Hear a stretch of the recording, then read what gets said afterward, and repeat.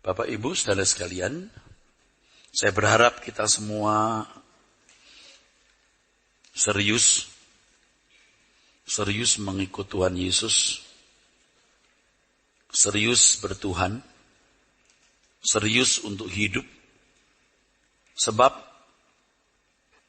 di hadapan kita itu ada lorong yang pasti kita akan masuki. Dan dunia kita hari ini, dunia yang begitu fasik, dunia yang materialistis, dunia yang ateis, walaupun secara teori bertuhan, tetapi dalam perilaku tidak menunjukkan bahwa dia bertuhan, itu sebenarnya memperlemah kita. Tanpa kita sadari, itu memperlemah kita. Karena standar dunia sangat jauh dari kebenaran. Sangat jauh. Lalu kita yang lebih baik merasa puas diri saudara sekalian dengan standar yang telah kita capai. Sehingga kita tidak memenuhi standar yang Tuhan kehendaki.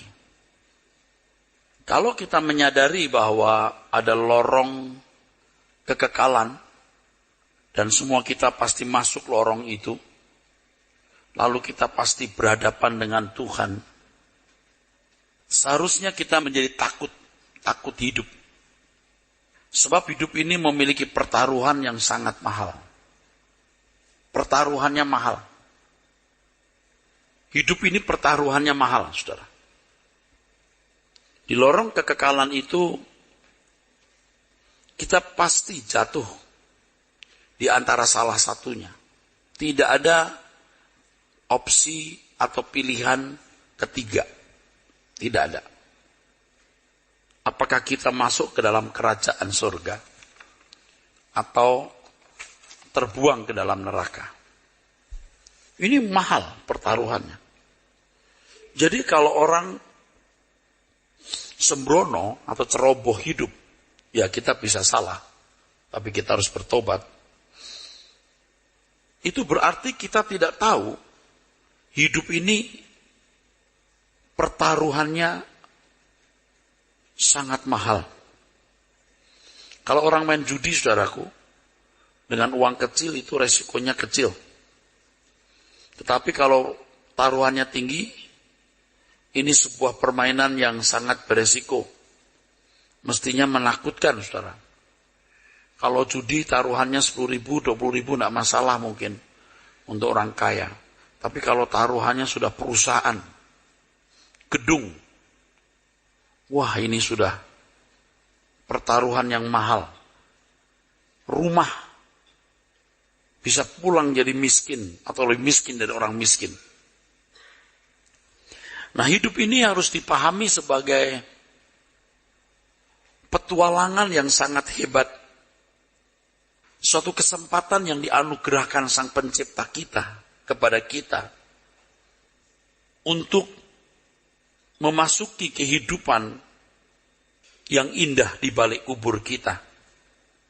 Jadi keindahan hidup ini, kedahsyatan hidup ini bukan pada penampilan kita yang cantik atau ganteng, kesempatan kita bisa makan enak kuliner, bisa memiliki berbagai fasilitas, apakah itu mobil bagus, perhiasan, dan lain sebagainya. Tetapi kesempatan untuk mengenal Pencipta kita. Dan tidak ada makhluk yang memiliki kesadaran seperti manusia.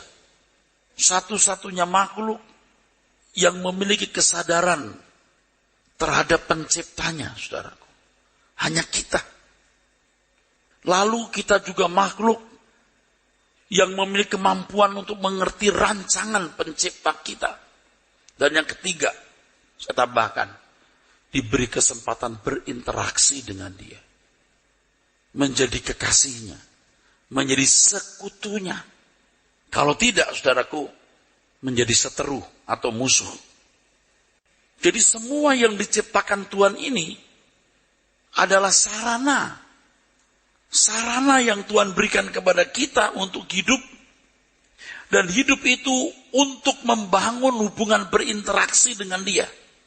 Hebatnya, saudaraku. Tapi siapa orang yang mau mengerti hal ini? Dan kalau mengerti, siapa orang yang mau menerimanya? Sebab gaya hidup yang sudah melekat di dalam diri semua orang atau hampir semua orang adalah bagaimana mengisi hidup seperti orang lain mengisinya. Yang satu senang dengan koleksi jam. Yang satu senang dengan koleksi mobil. Yang satu senang dengan jalan-jalan. Ini kebetulan contoh, saya buat contoh untuk orang kaya. Kalau miskin gimana Pak? Sama, cuma belum punya kesempatan aja. Jadi kalau saya bicara seperti ini, jangan saudara berkata, wah itu nggak cocok untuk saya Pak. Cocok. You pun juga seperti itu kan maunya sebenarnya. Enggak Pak, karena belum punya kesempatan. Belum. Kalau you punya kesempatan, you juga bisa seperti itu. Makanya sebelum punya kesempatan, matikan dagingmu. Jadi kita diperhadapkan kepada surga kekal atau neraka kekal. Kemuliaan kekal atau kehinaan kekal. Jadi kita tidak bisa sembarangan hidup. Kita nggak bisa berkata mari kita makan minum. Sebab besok kita mati. Ya kalau mati seperti monyet. Pada waktu jantungnya berhenti berdetak. Selesai saudara. Tapi kalau manusia itu ada dalam kesadaran kekal. Kalau kita tahu hal ini, kita akan takut hidup, saudaraku. Terlalu tinggi pertaruhannya. Seandainya sebelum kita dihadirkan di dunia ini, Tuhan menunjukkan resiko hidup. Apalagi dilahirkan di abad 20, di pertengahan atau akhir abad 20 lalu. Masuk abad 21, lihat manusia begitu jahat, pengaruh dunia begitu jahat. Mungkin saudara berkata, Tuhan aku enggak usah dilahirkan. Ngeri itu. Ngeri hidup cara begitu.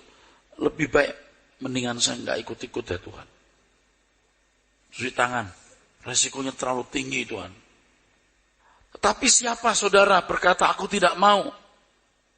Siapa kita mau berbantah dengan Tuhan? Kita diciptakan atas kebijaksanaan dan kedaulatannya. Jadi manusia. Kita jangan lihat sisi negatifnya, kita sisi positifnya. Jangan lihat neraka kekalnya, penderitaan di neraka abadi. Kita tidak akan masuk ke sana. Kita lihat sisi positif, yaitu Tuhan menciptakan kita di bumi dengan segala fasilitas ini, supaya kita berkesempatan mengenal siapa pencipta kita, apa rancangannya, dan membangun persekutuan dengan Tuhan. Saya yang serius atau sangat serius, ini pun terseok-seok. Tetapi saya tidak akan menarik apa yang sudah saya putuskan. Bahwa saya memilih Tuhan. Saya memilih Bapak di surga. Saya memilih Tuhan. Dan makin hari saudara, saya merasa bahwa keindahan dunia ini makin pudar. Makin pudar. Saya kadang-kadang menyesal, kenapa tidak dari dulu? Kenapa tidak dari dulu? Dan menurut saya sebagian besar saudara ini masih melihat dunia itu indah. Sebagian besar saudara. Kalau hampir semua saudara, aku tidak mau ada yang tersinggung. Tapi sebagian besar saudara.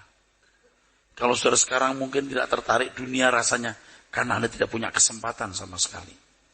Ditutup oleh Tuhan pintu itu. Tapi kalau terbuka, belum tentu Anda tidak menoleh ke belakang. Kalau tertutup Anda nggak nengok, tapi kalau terbuka Anda bisa noleh. Kadang-kadang saudaraku, kita tanpa sadar saudaraku, kita di jalur yang salah. Musuh utama itu kewajaran. Kewajaran itu musuh paling mengerikan. Pokoknya itu yang membahayakan. Orang tidak berani meninggalkan kewajaran. Nah, saya juga bisa mengerti kalau saudara meninggalkan kewajaran hidup dengan terpaksa, tidak natural. banyak manipulatif, munafik, pura-pura. Tapi dengan belajar firman Tuhan seperti ini, saya ajak saudara menyembah Tuhan, saudara ikut saya berdoa, Anda akan terinspiring, tertulari. Ya, ada spirit yang terimpartasi kepada saudara. Oh, begitu ya. Makanya saya harus sungguh-sungguh pecah. Harus. Dan saya merasa bahwa saya belum pecah betul, saudaraku. Saya mau lebih pecah dari hari ini. Ke depan saya harus lebih pecah. Bayangan saya ini saya sudah lari ke padang gurun. Saya sedang menuju satu bukit. Bukit batu itu Tuhan Yesus. Jangan mudah mengucapkan kalimat yang lebih tepat. Jangan mengucapkan kata yang kamu gak mengerti. Kamu ngomong apa? Kamu tidak mengerti apa yang kamu ucapkan. Tapi karena masih anak-anak gak apa-apa. Karena baru-baru belajar, oke lah. Gak main-main itu. Segenap hidupku loh. Aku gak punya hidup lain kecuali Tuhan dan kerajaannya. Saya takut kalau saudara itu tidak tahu saudara ngomong apa gitu. Anda merasa sudah baik dengerin khotbahnya Pak Eras. Ya Pak Eras itu bener lah khotbahnya lah, bener lah ya. Yang paling bener nih sementara ini katanya. Rajinlah denger khotbahnya Pak Eras. Tapi saudara tidak mengerti, you ngomong apa. Jangan bicara apa yang kamu gak mengerti. Apalagi begini nih, kalimat yang tepat pengen tahu. Jangan bicara kepadaku apa yang kamu gak mengerti. Takut saya, saudara. Kamu tidak menghormati aku karena kau bicara apa yang kamu tidak mengerti. Kalimat-kalimat begini gak mungkin saya dapat dengan sederhana, saudaraku. Saya menghayati banyak hal yang Tuhan berkenan saya bisa mengerti itu. Jangan bicara kepadaku apa yang kamu tidak mengerti. Mengerti dulu. Oh, aku belajar Tuhan. Belajar. Baru ngerti. Baru ngerti. Tuhan, aku masih mencintai dunia. Jujur. Tuhan, aku masih punya ikatan ini. Aku tahu ini salah Tuhan. Tapi aku pengen bagaimana lepas dari ikatan ini. Jangan ngomong. Karena kamu sendiri harus melepaskan ikatan itu. Bukan aku. Kamu. Jangan memanjakan dirimu. Oh gitu ya Tuhan. Baik Tuhan. Tuh kalau sudah begitu tegas. Kamu. Kamu sendiri. Upahkan aku Tuhan. Dulu Tuhan gak tegur. Ya udah. Diam. Oke. Jalani. Tuhan izinkan kita mengalami banyak peristiwa-peristiwa hidup. Udah tahu kan sekarang? Berubahlah. Aku sediakan kamu menu-menu pendewasaan lewat berbagai masalah yang kamu akan alami. Aku kasih kamu. Kado-kadoku akan terbuka pada waktunya. Nanti. Sedek ditipu orang. Yes. Itu kadonya. Sedek difitnah orang. Yes. Ya. Itu kadonya. Mau buka kado? Mau. Oke, tunggu tanggal mainnya. Karena Anda dipersiapkan untuk masuk ke kekekalan. Pak, tapi saya sekarang kayaknya nggak punya masalah. Oh, kalau begitu sudah saatnya pikul masalah orang. Tapi kalau Anda nggak mau, ya nggak apa-apa. Nikmati hidupmu. Sekarang tinggal memilih milih kok. Kamu hidup di bumi atau hidup di sana. Kalau kamu hidup di sini, kamu mati di sana, nggak ada di surga. Kalau kamu mati di sini, kamu hidup di sana. Kamu kaya di sini, kamu miskin di sana. Kalau kamu miskin di sini, kamu kaya di sana. Ya tapi katanya kita boleh kaya di sini, kaya di sana. Nggak bisa. Kalau you punya kekayaan, you merasa itu milik Tuhan, you tidak berani buat sembarangan uang itu, you jadi miskin. Jadi miskin. Hati-hati mau pakai duit juga. Wah nggak boleh sembarangan ini. Jadi miskin. Nah orang kan nggak mau miskin. Nah coba, siapa yang mau dengerin saya ngomong begini? Orang kan taunya, Erastus itu anti perpuluhan. Tahu nggak perempuan itu mengkhianati Tuhan? Sebab mestinya bukan 10 loh, 100. Kalau nggak kasih perpuluhan nyolong, biar lu kasih perpuluhan nyolong, tahu? Biar kamu kasih 100-100-nya tanpa kasih sia-sia.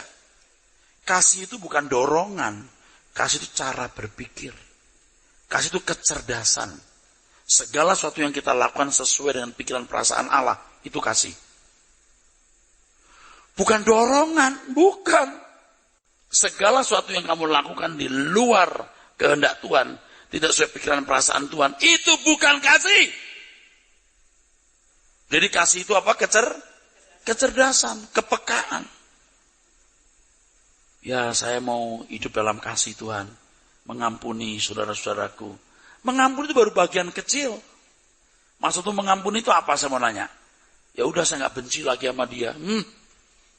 Kamu ngerti nggak agama juga bisa berbuat begitu? Amin. Loh, ini serius. Agama lain, orang-orang Buddha misalnya yang taat dengan agamanya, yang takut karma, nggak berani membalas kejahatan-kejahatan. Dipukul tok, dia diem, walaupun dia bisa silat tapi diem aja. Tak mati, das. Orang Kristen tok, nggak kenal karma karena keselamatan, bukan karena perbuatan baik. Keselamatan karena anugerah. Tuh. Rusak nggak? Tuh, rusak. Jadi rusak kan? Makanya diperbaiki. Penebusan keselamatan dalam Yesus Kristus bukan tiket gratis ke surga. Tiket gratis belajar. Dosa itu menakutkan, saudara.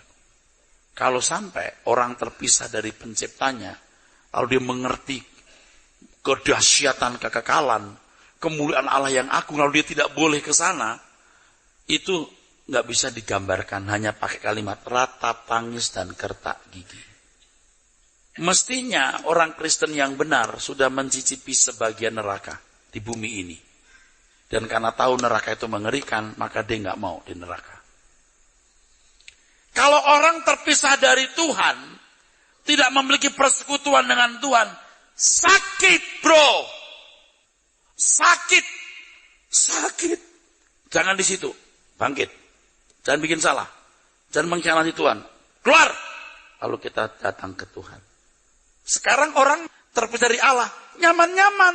Emang dasarnya kamu tidak mau ke surga. Kamu mau nyaman. Makanya udah gak level kita urusan sama orang-orang yang masih mau nyaman-nyaman. Saudara serius gak sih mau masuk surga? Saudara sekarang dalam situasi hidup dalam persekutuan dengan Tuhan gak? Kita itu kalau lagi gak bersekutu itu sakitnya minta ampun. Makanya kalau kita sibuk sampai kita gak ada jam doa, gak mikirin Tuhan. Kecuali sibuknya juga untuk Tuhan loh ya. Itu lain lagi urusannya. Sibuk hanya karena ambisi. Waduh, bisa aja tenang. Aduh. Saudara mau berdamai dengan Tuhan? Seandainya jam 12 malam nanti Anda meninggal dunia. Bisa gak? Seandainya nanti jam 12 malam Anda meninggal, saat ini bersiap apa? Berbuat apa? Ya Pak? Kita bertobat ya nggak Pak? Kita berdamai dengan Tuhan. Betul Pak? Kita berdamai. Saya suka berdamai. Bikin salah berdamai. Berbuat sesuatu yang kira-kira nggak pantas saya berdamai. Pokoknya paling takut kalau saya tidak berdamai. Jangan kita bikin salah, kita nggak jujur segala macam, kita tenang aja. Lo mau ke surga nggak? Oh, masih jauh ntar Pak. Dan macam-macam. Yang satu ini Anda nggak boleh luput. Kalau rezeki Anda nggak mau luput kan? Iya ada Kang To ini. Biar banjir Anda berenang. Sekarang saya mau tanya, kalau untuk keselamatan Anda serius nggak berurusan dengan Tuhan? Anda mau berdamai nggak? Tadi waktu kita berdoa Anda minta ampun nggak sama Tuhan? Ampun ya, oke? Ampun ya. Mau berdamai nggak saudara? Oke. Tapi jangan meliciki Tuhan. Tuhan nggak bisa dilicikin loh. Tuhan ampuni aku. Tapi dalam hati antar bikin suka-suka saya lagi. Nggak boleh. Ya, kita mau bener ya. Anda hidup ya. 70-80 tahun bahagia. Pokoknya kaya. Sempurna. Tapi lalu setelah itu dalam kekekalan nggak tahu nasib. Saudara bagaimana? Mestinya nggak berani loh hidup dengan cara begitu. Coba ya, 40 tahun jadi orang kaya, lalu 5 tahun sebelum mati atau 5 bulan sebelum mati, jatuh miskin, habis semua masuk penjara. itu yang 40 tahun nggak berasa apa-apa. Setuju nggak? Nggak berasa. Cuman gini, atau jatuh miskin sampai numpang di rumah orang atau kontrak rumah kecil sepetak. Lihat foto rumah yang dulu aja hampir nggak sanggup, betul nggak? Waktu punya kapal pesiar, waktu perjalanan ke Paris, waduh, sekarang, wah nggak sanggup. Di kekekalan lebih dahsyat dari itu. Makanya orang-orang yang sombong-sombong tuh, aduh, lu ya, begitu mati, tidak ada keelokanmu sama sekali. Tidak ada kebanggaanmu sama sekali. Jadi bodoh sekali kalau hari ini orang sibuk dengan segala macam urusan, tetapi tidak sungguh-sungguh berurusan dengan Tuhan. Sementara dunia ini kan sudah jelas gejala-gejalanya, tidak mungkin makin baik. Amin. Tidak mungkin. Dunia itu makin drop. Lah kita kok bisa loh tidak membaca tanda zaman ini.